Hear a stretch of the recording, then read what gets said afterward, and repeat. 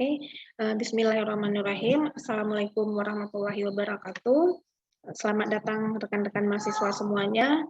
Ini adalah pertemuan kita yang keempat dalam mata kuliah Manajemen Keuangan Internasional, di mana pada pertemuan ini kita akan mempelajari tentang neraca pembayaran internasional. Nah, sebelum saya lanjutkan pembahasan mengenai topik ini, saya mau bertanya dulu. Kita rekan-rekan mahasiswa pernah kan ya dengar neraca pembayaran Indonesia defisit seperti itu, pernah ya dengar seperti itu? Atau defisitnya neraca pembayaran Indonesia melebar, pernah dengar seperti itu? Pernah, Bu. Iya, Bu. Ya, nah itu Ibu, maaf. Oke, ya. Nah, izin itu Caca Intan, ini Bu. adalah salah satu indikator makroekonomi Indonesia. Jadi selain produk domestik bruto, kurs nilai tukar, inflasi, suku bunga. Nah, ini neraca pembayaran ini adalah salah satu indikator makroekonomi Indonesia. Lalu, apakah menurut rekan-rekan mahasiswa neraca pembayaran itu sama atau beda dengan neraca perdagangan? Bagaimana? Mungkin bisa dicari dulu. Beda, Bu. Beda ya? Beda, Bu. Oke, bedanya dari mana? Bisa dijelaskan? Kalau neraca perdagangan tuh meliputi ekspor sama impor, semua catatan tentang ekspor dan impor. Kalau neraca pembayaran itu semua tentang siklus ekonomi dalam negeri dan luar negeri. Jadi neraca perdagangan masuk ke neraca pembayaran ya, Bu? Ya, betul. Betul sekali ya jawaban dari Sulis ya. Jadi neraca perdagangan itu meliputi hanya terbatas pada kegiatan ekspor dan impor. Kalau neraca pembayaran itu meliputi semua aktivitas ekonomi dalam suatu negara pada periode waktu tertentu, dan neraca perdagangan itu merupakan bagian dari neraca pembayaran. Jadi jelas ya konsepnya ya. Oke. Oke, kita mulai. Tadi sudah mahasiswa juga sudah mendengarkan video pendahuluannya. Nah, ini kalau neraca pembayaran, ini ya, neraca pembayaran adalah catatan dari semua transaksi ekonomi internasional yang meliputi perdagangan, keuangan, moneter antar penduduk negeri dengan penduduk luar negeri selama periode waktu tertentu. Jadi cakupannya itu lebih luas dibanding dengan neraca perdagangan, gitu. Neraca pembayaran itu sering juga disebut dengan BOP ya, kalau teman-teman mendengarkan istilah BOP, nah itu sama maksudnya, balance of payment. Nah, neraca pembayaran secara esensial merupakan suatu sistem akuntansi yang mengukur kinerja suatu negara. Kenapa dia dibilang mengukur kinerja suatu negara? Karena pada akhirnya akan terlihat bagaimana kondisi pembayaran suatu negara. Apakah defisit berarti banyak kekurangan, atau apakah surplus berarti banyak kelebihan. Nah, itu menjadi suatu tolak ukur dari kinerja suatu negara. Oke, selanjutnya pencatatan transaksi dalam neraca pencatatan transaksi dalam neraca pembayaran itu dilakukan dengan pembukuan berpasangan atau double entry bookkeeping system, yaitu ada transaksi yang dicatat di bagian debit dan ada transaksi yang dicatat di bagian kredit. Nah, ini prinsip-prinsip akuntansi juga diterapkan dalam pencatatan transaksi di neraca pembayaran internasional. Nah, setiap transaksi yang menimbulkan hak, berarti hak itu adalah yang menjadi hak suatu negara, itu akan dicatat di sisi kredit, sedangkan transaksi yang menimbulkan kewajiban bagi suatu negara yang harus dilaksanakan, itu akan dicatat di sisi debit atau minus ya. Oke. Selanjutnya adalah tujuan. Nah, ini ada beberapa tujuan dari neraca pembayaran internasional. Yang pertama adalah sebagai bahan pertimbangan bagi pemerintah untuk mengambil langkah-langkah di bidang ekonomi. Nah, apakah nanti pemerintah akan menambah ekspor atau menambah impor atau terkait dengan utang piutang ataupun penanaman modal.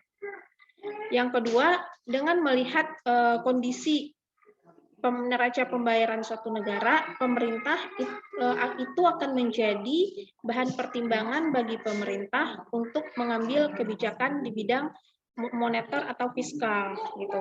Apakah kebijakan fiskal itu berhubungan dengan pajak ya, lalu moneter itu berhubungan dengan jumlah uang yang beredar, lalu berhubungan dengan inflasi, suku bunga seperti itu. Selanjutnya, neraca pembayaran juga menjadi bahan pertimbangan bagi pemerintah untuk mengetahui pengaruh ekonomi internasional terhadap pendapatan nasional. Yang keempat adalah sebagai bahan pertimbangan bagi pemerintah untuk mengambil kebijakan di bidang politik perdagangan internasional. Jadi nanti akan ada hubungan diplomatik antar negara gitu dalam hal perdagangan. Nah, terkait dengan peranannya, berarti neraca pembayaran juga mempunyai fungsi. Nah, fungsinya tentu saja yaitu yang pertama adalah berfungsi untuk mengambil langkah-langkah di bidang ekonomi oleh pemerintah. Itu terkait dengan ekspor, impor, utang piutang, dan penanaman modal. Jadi ini alur dari peranannya. Yang kedua, pemerintah sebagai bahan pertimbangan dalam mengambil kebijakan moneter dan fiskal. Yang ketiga, fungsinya neraca pembayaran untuk mengetahui berapa besar pengaruh hubungan ekonomi internasional terhadap pendapatan nasional. Dan yang keempat adalah mengambil kebijakan di bidang politik perdagangan gitu. Jadi ada peranan dan ada fungsinya gitu. Neraca pembayaran internasional selanjutnya adalah mendapatkan fungsinya yang selanjutnya adalah mendapatkan gambaran mengenai pengaruh transaksi luar negeri terhadap pendapatan nasional. Lalu sebagai alat pembukuan ya dan alat pembayaran luar negeri agar pemerintah dapat mengambil keputusan apakah negara dapat melanjutkan impor dan dapat menyelesaikan pembayaran tepat waktu atau tidak. Dan selanjutnya adalah fungsinya adalah sebagai suatu alat untuk mengukur keadaan perekonomian dalam hubungan internasional dalam suatu negara. Lalu dalam neraca pembayaran internasional itu ada beberapa penggolongan transaksi. Yang pertama adalah transaksi yang otonom, yaitu transaksi yang timbul atas inisiatif pihak tertentu dan bukan sebagai akibat dari transaksi lain. Contohnya adalah di sini transaksi ekspor dan impor. Jadi kenapa dia disebut otonom? Karena ini tergantung keputusan dari suatu negara, inisiatif dari suatu negara, tanpa ada transaksi yang bukan merupakan efek dari transaksi lain gitu. Yang kedua adalah transaksi kompensasi, yaitu transaksi yang timbul sebagai akibat atau kompensasi dari transaksi lain. Contohnya adalah modal keluar jangka pendek atas pembayaran secara kredit ekspor barang. Nah, jadi kenapa dia disebut dengan kompensasi? Jadi seperti ini, karena kita ekspor barang secara kredit, berarti maka nanti akan ada arus modal yang keluar. Jadi dia merupakan efek dari suatu kegiatan seperti itu. Nah, sampai di sini paham? Ada yang mau bertanya? Saya Bu mau nanya. Boleh, silakan. Yang kayak tadi kan yang pas di bagian pengertian itu kan neraca pembayaran itu mengukur kinerja suatu negara ya Bu. Iya. Terus kalau misal kayak pengaruhnya di bidang politik yang perdagangan internasional, apa ya Bu pengaruhnya kalau misal kinerjanya menurun atau bagus gitu? Oke, kalau dalam bidang perdagangan internasional berarti terkait dengan ekspor dan impor, gitu kan?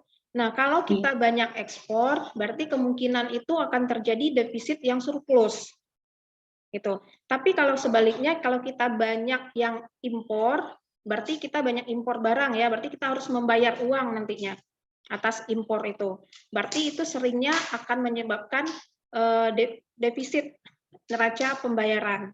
Jadi kinerjanya itu kita bisa lihat akhirnya dalam neraca perdagangan yang merupakan bagian dari neraca pembayaran bagaimana kondisi neraca perdagangannya, apakah dia defisit ataukah surplus. Nah, itu merupakan suatu tolak ukur dari kinerjanya.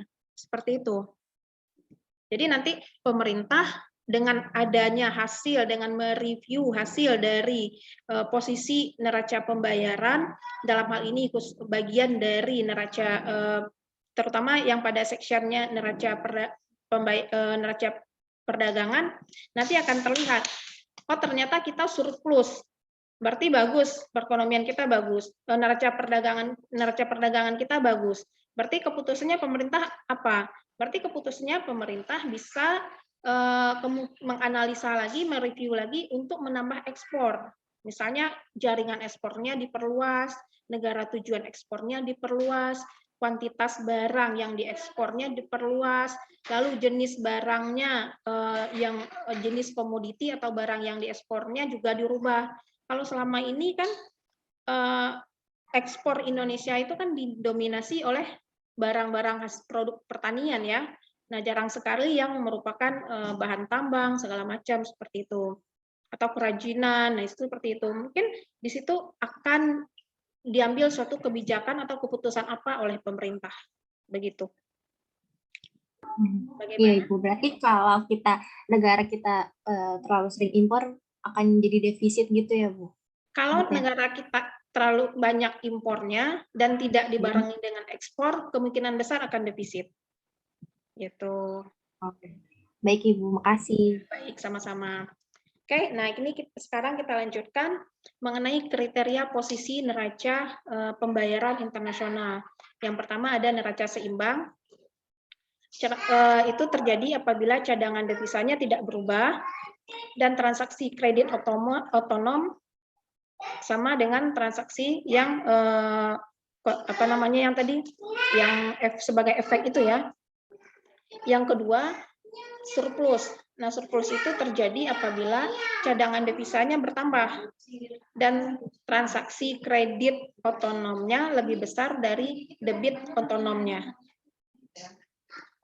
Lalu yang ketiga, terjadi defisit. Defisitnya itu apabila cadangan devisanya menjadi berkurang dan transaksi kredit otonomnya lebih besar daripada, oh ini sama ya, ini salah satu salah. Nanti dibenarkan, kalau yang defisit berarti transaksi kredit otonomnya kecil dari debit otonom. Kalau yang surplus apabila transaksi kredit otonomnya lebih besar daripada debit otonom. Jadi ini salah tanda ya. Kalau yang seimbang, transaksi kredit otonomnya sama dengan transaksi debit otonomnya. Jadi dia balance gitu. Nah, defisit yang pertama kita lihat dulu berdasarkan penyebabnya. Nah, ada yang disebut dengan defisit musiman, yaitu defisit yang sifatnya musiman dan biasanya berlangsung dalam jangka pendek. Contohnya pada hari-hari menjelang hari raya, terus lalu nanti ada Natal dan Tahun Baru, itu biasanya banyak impor, terutama untuk barang-barang yang sifatnya consumer good. Gitu. Misalnya terigu itu banyak diimpor, nah seperti itu.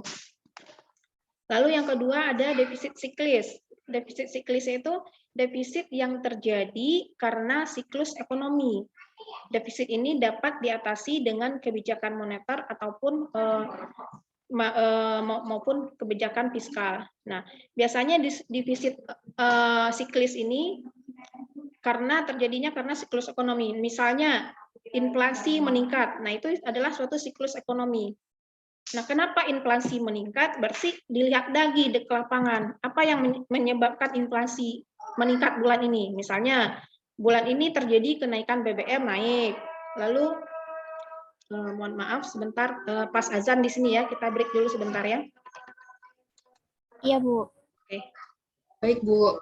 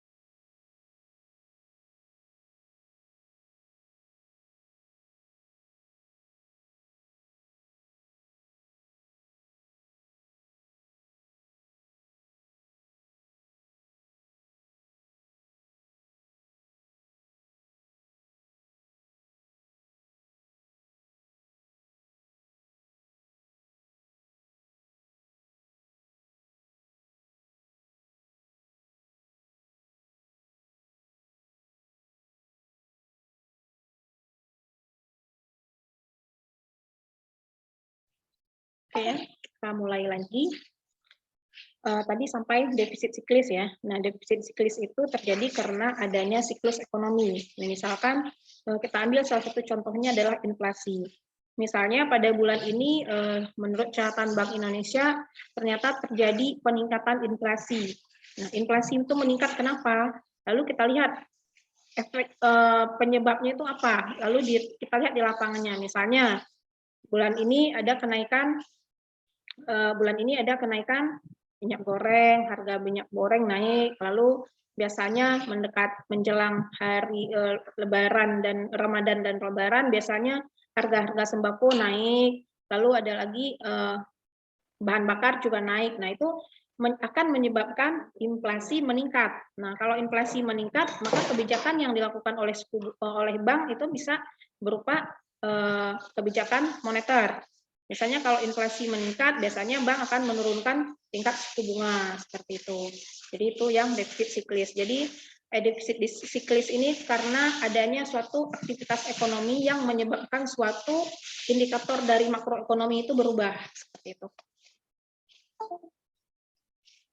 Nah, berdasarkan penyebabnya ini sudah ya. Yang ketiga adalah defisit struktural. Nah, ini merupakan defisit yang disebabkan karena masalah mendasar dalam sebuah perekonomian. Misalnya penggunaan jasa asing, tentu saja hal ini menunjukkan masalah yang mendasar yaitu rendahnya kualitas sumber daya manusia. Nah, ini kalau kita melihat tenaga kerja asing yang kita datangkan dari luar negeri itu merupakan dapat menyebabkan kita itu menjadi defisit struktural. Karena apa? Karena pembayaran gaji mereka dilakukan dalam jumlah besar dan dalam mata uang dolar biasanya, dalam mata uang asing. Nah, ini harga atau biaya atau honor atau gaji dari tenaga kerja lokal itu biasanya jauh lebih rendah daripada tenaga kerja asing. Belum lagi biaya-biaya yang dikeluarkan untuk mengurus izin tinggal bagi tenaga kerja asing. Misalnya dia perlu IMTA atau izin mempekerjakan tenaga asing. Lalu dia perlu izin tempat tinggalnya di mana dia akan bertempat tinggal, itu akan dikeluarkan biaya-biayanya. Belum lagi biaya-biaya yang berhubungan dengan pajak ya, pajak penggunaan tenaga asing yang dibayarkan kepada negara yang pajak. Nah, jadi ini akan menambah besarnya pengeluaran suatu negara apabila negara itu banyak menggunakan tenaga kerja asing. Itu. Yang keempat adalah defisit spekulasi. Defisit spekulasi itu yaitu defisit yang disebabkan karena tindakan spekulasi.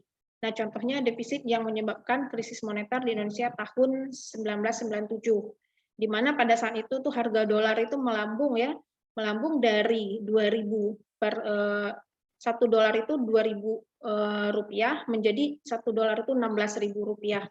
Nah, jadi ini banyak defisit spekulasi itu dilakukan untuk bagaimana caranya biar harga dari nilai tukar rupiah terhadap dolar itu tidak terlalu melemah banget. Jadi hal-hal dilakukan oleh pemerintah. Nah, hubungan neraca pembayaran internasional dengan nilai tukar. Nah, kita lihat ya. Kalau kita lihat berita ataupun kita baca laporan Bank Indonesia, biasanya apabila neraca pembayaran internasional dalam kondisi yang seimbang, biasanya kurs itu akan cenderung stabil. Yang kedua adalah apabila neraca pembayaran internasional itu defisit, biasanya nilai kurs mata uang rupiah terhadap mata uang asing biasanya melemah atau terjadinya depresiasi. Lalu apabila neraca pembayaran internasionalnya surplus, maka kurs mata uang domestik terhadap mata uang asing itu akan cenderung menguat atau terjadinya apresiasi mata uang domestik. Nah, ini hubungan antara nilai tukar dengan neraca pembayaran internasional. Sampai di sini paham?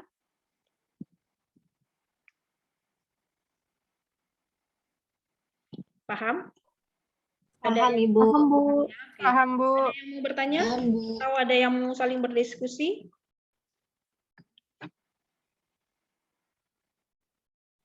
Enggak, lanjut ya. Saya lanjutkan. Oke, lalu nah ini masalah dalam neraca pembayaran Indonesia.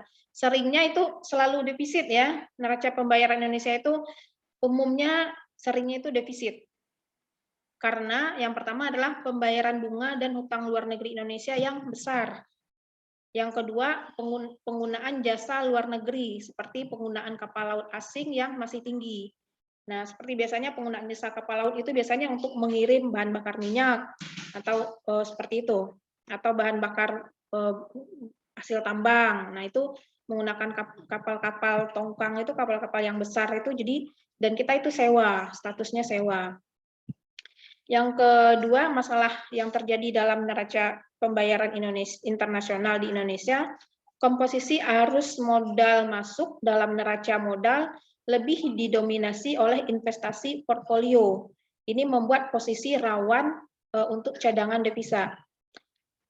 Ada yang tahu bedanya apa? Bedanya investasi langsung atau dengan yang sering dikenal dengan FDI atau Foreign Direct Investment dengan investasi portfolio. Nah, kenapa itu membuat cadangan devisa kita menjadi rawan apabila banyak didominasi oleh investasi portfolio?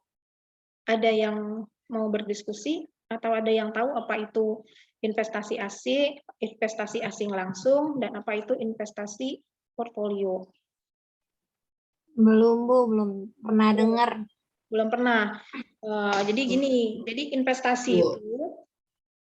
investasi ini bentuknya investasi asing ya, karena kalau kita berbicara internasional berarti kita berbicara global. Kalau kita berbicara global berarti yang dimaksud di sini adalah investasi asing. Investasi asing itu jenisnya ada dua. Yang pertama adalah investasi portfolio. Yang kedua ada jenisnya investasi asing langsung atau foreign direct investment, atau disebut juga dengan FDI gitu ya. Kalau investasi portfolio disebutnya dengan international investment portfolio, seperti itu. Nah, bedanya adalah kalau investasi asing langsung itu biasanya berupa pembangunan berupa investasi dalam bentuk yang real, dalam sektor real, misalnya investasi asing dalam pembangunan pabrik di Indonesia, atau investasi asing dalam pembangunan jalan, jembatan di Indonesia. Nah, itu termasuk ke dalam investasi asing langsung atau FDI. Kalau sementara investasi portfolio ini adalah investasi yang berhubungan dengan jual beli saham dan sekuritas lainnya seperti obligasi. Nah, kenapa dia rawan terhadap cadangan devisa? Karena kalau investasi portfolio ini, si investor itu bisa dalam hitungan detik dia menjual atau melakukan penjualan atau pembelian surat-surat berharga melalui pasar modal yang ada di Indonesia.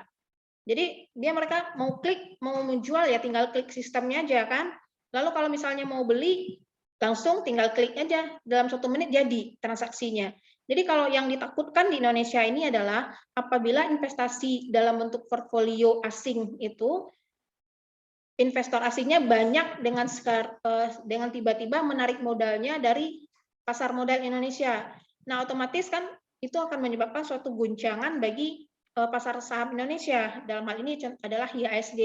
Biasanya kalau investor asing banyak menarik modalnya atau melakukan aksi jual di pasar saham, biasanya itu IHSG akan turun. Kalau IHSG akan turun, berarti cadangan devisanya nanti akan berefek kepada cadangan devisanya. Seperti itu. Jelas? Jelas, Bu. Jelas ya. Jadi ada dua jenis investasinya, yaitu investasi asing langsung dan investasi portfolio. Kalau asing itu berhubungan dengan investasi dalam sektor real, yang mana kalau misalnya jalan kan nggak bisa diambil dengan tiba-tiba, nggak bisa dijual dengan tiba-tiba kan, butuh waktu. Sementara kalau yang investasi berupa portfolio seperti saham dan obligasi itu bisa dilakukan dalam hitungan menit. Investor bisa menarik sahamnya langsung melakukan aksi jual, IHSG biasanya akan jatuh biasanya. Oke, lanjut. Selanjutnya kita bahas yaitu pada neraca perdagangan. Nah, meskipun selalu surplus, tetapi ekspor yang menjadi tumpuan Indonesia yaitu, ekspornya masih terbatas pada komoditas primer. Komoditas primer itu adalah komoditas pertanian dan pertambangan yang suplainya inelastik dan harganya berfluktuatif. Lalu negara tujuan ekspornya juga masih kurang variatif. Nah, ini juga menjadi suatu suatu kebijakan pemerintah harus memperluas ekspornya. Gitu, jenis komoditasnya harus dipikirkan apa yang dapat diekspor. Indonesia ini kan kaya banyak. Kuliner aja banyak di Indonesia yang bisa diekspor kan. Lalu ada kreativitas yang produk-produk yang mengandung kearifan lokal. Nah, seperti itu bisa dijadikan nilai ekspor, gitu. Bisa dijadikan barang-barang komoditi ekspor. Lalu tujuan ekspornya juga masih sedikit. Nah, ini pemerintah juga akan terus berusaha ya untuk memperluas tujuan ekspornya. Nah, impor migas, masalah yang keempat adalah impor non migas yang masih cukup besar nilainya dari total impor. Hal ini menyebabkan neraca pembayaran internasional rawan defisit yang dampaknya rawan terhadap kurs rupiah terhadap dolar. Nah, ini ada rekening-rekening yang ada dalam neraca pembayaran. Yang pertama ada namanya rekening transaksi berjalan, yang kedua ada rekening modal, yang ketiga ada rekening cadangan resmi. Gitu.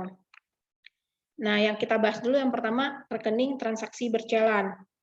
Rekening transaksi berjalan terdiri dari yang pertama perdagangan barang, lalu jasa, ketiga pendapatan, dan yang keempat transfer unilateral.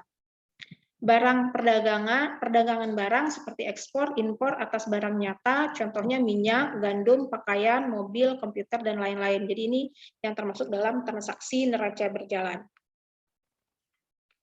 Lalu jasa meliputi itu pembayaran dan penerimaan jasa-jasa untuk hukum, konsultasi, rekayasa, royalti, untuk paten dan kekayaan intelektual, premi asuransi, dan fee pengapalan.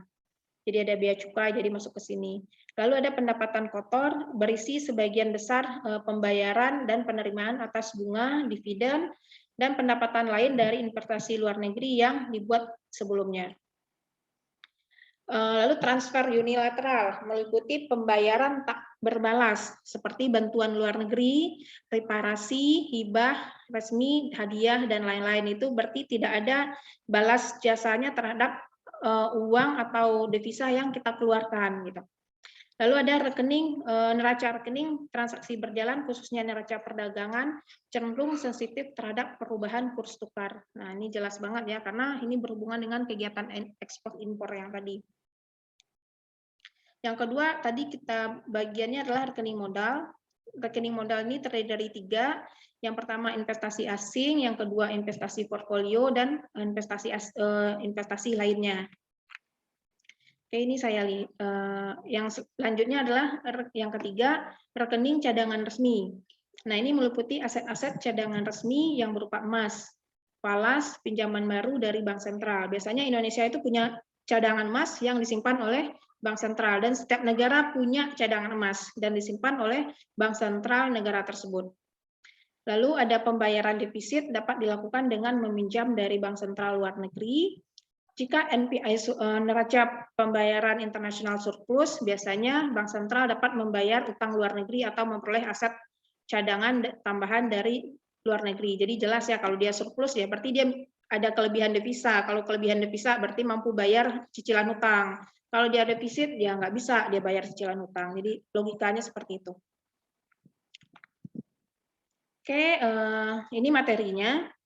Nanti ada latihan soal sudah dikerjakan ya. Tadi saya lihat sudah banyak yang mahasiswa yang nge-post. Lalu ada soal kuis juga saya taruh di MyBest. Ada yang mau bertanya tentang di sini?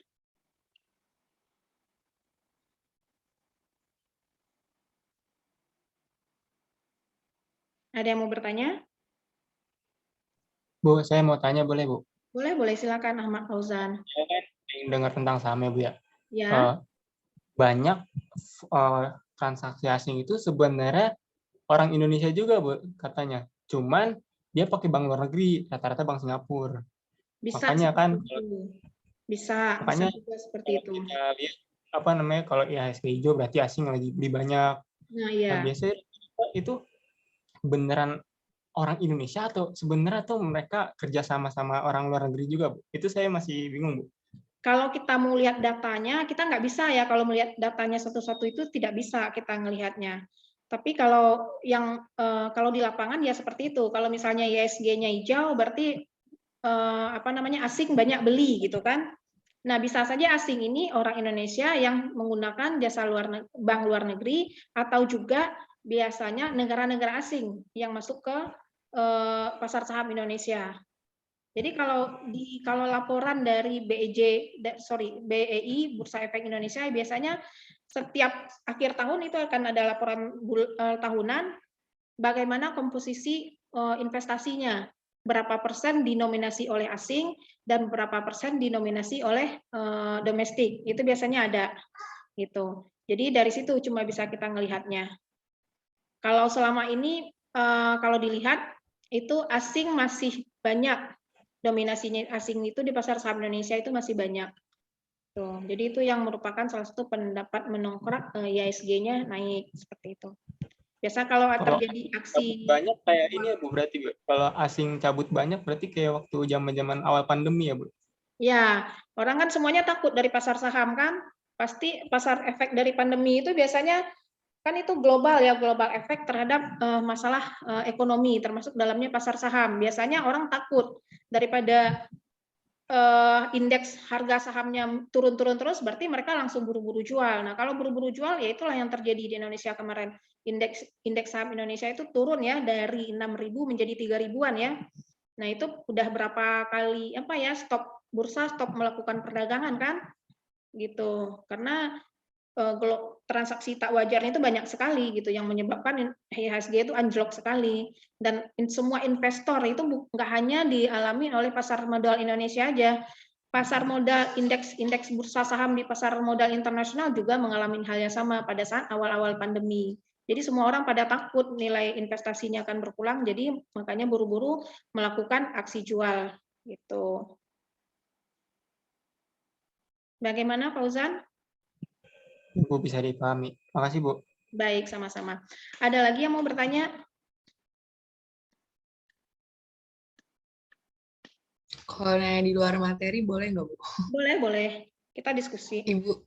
Ibu sendiri ada investasi di saham atau reksadana nggak, Bu? Dulu saya ada, tapi sekarang nggak punya lagi. Emang kenapa, Bu? Nggak kenapa-napa sih. Cuma saya mengalokasikan ke aset real aja sekarang, seperti emas gitu. Karena jantungan juga, saya dulu pernah ikut saham itu ya, lumayan ya jantung kita tuh agak terpicu dikit, karena kalau kita udah biasa pegang aplikasinya, kita akan cenderungnya ngelihat chat terus gitu kan. Kalau misalnya hijau senang, tapi kalau udah mulai turun-turun udah mulai deg-degannya, jadi nggak mengganggu kestabilan gitu kan. Jadi karena saya kan tipe investornya juga investor yang bukan mempunyai ketersediaan dana besar gitu. Kalau mungkin bagi investor yang punya ketersediaan dana besar, dan mungkin itu tidak terlalu tidak terlalu ngefek gitu. Tapi bagi investor-investor retail seperti saya itu juga perlu mendapat perhatian. Dan saya juga termasuk tipe investor yang risk menghindari risiko gitu. Jadi sekarang saya lebih senang berinvestasi di sektor real, contohnya dalam emas gitu kecil-kecil, dan di hold sampai jangka waktu yang lama, juga naiknya juga lebih juga banyak. Kecenderungan emas itu juga naik setiap tahunnya gitu. Jadi jarang turunnya gitu. Kalau IHSG kan itu kalau saham ataupun reksadana itu kan dia berfluktuasi hariannya itu besar banget kan gitu. Iya, Bu. Gitu. Itu sih pengalaman saya. Makasih, Bu, informasinya. Ada lagi yang mau bertanya? Kita sampai jam berapa ya kuliahnya? Jam 1:20, Bu. Oke. Iya, Bu. Kalau di MyBiz 13:20. Ya, berarti masih 1 jam lagi. Oke, ada lagi yang mau bertanya? Kalau enggak, ini saya tutup ya. Saya tutup ini ya, boleh ya? Saya stop yang ini. Iya, Bu. Oke, sebentar. Ya, boleh, Bu. Oke. Waduh, nggak bisa. Saya mau nunjukin data. Nggak, you cannot minimize Zoom when you are record this meeting. Saya nggak bisa kecilin ini, nggak bisa share screen yang lain. Oke. Nanti saya kirim ke grup ya, data pembayaran neraca pembayaran internasional Indonesia dalam 5 tahun terakhir. Nah, jadi di situ rekening-rekening yang tadi beberapa rekening itu 3, dan sebenarnya kalau di dalam laporannya itu kalau lebih lengkap itu ada 5 atau beberapa gitu. Jadi ada lebih banyak lagi breakdown-nya, ada transaksi berjalan, ada ekspor impor, nanti ada investasi gitu. Jadi nanti saya kirimin karena di sini nggak bisa, karena saya masih posisinya record, pas Zoom-nya nggak bisa diinikan, diminimize. Itu untuk ganti ini ya, untuk ganti share screen-nya. Gitu. Kalau nggak ada yang mau ditanyakan lagi, kalau nggak ada, open on cam sebentar. Ya, bentar Ibu. Oke, Bentar, Bu. ya.